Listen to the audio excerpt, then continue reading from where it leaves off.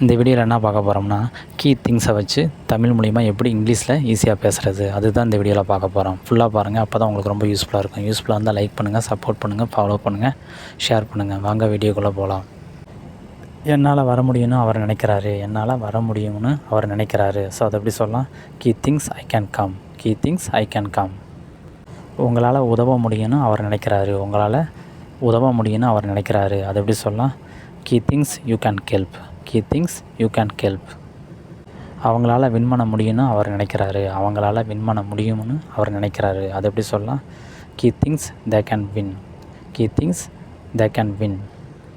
நம்மளால் அதை பண்ண முடியும்னு அவர் நினைக்கிறாரு, நம்மளால் அதை பண்ண முடியும்னு அவர் நினைக்கிறாரு. அதை எப்படி சொல்லலாம்? Key things we can do it, key things we can do it. அதுவே என்னால் வேலையை முடிக்க முடியும்னு அவர் நினைக்கிறாரு, என்னால் வேலையை முடிக்க முடியும்னு அவர் நினைக்கிறாரு.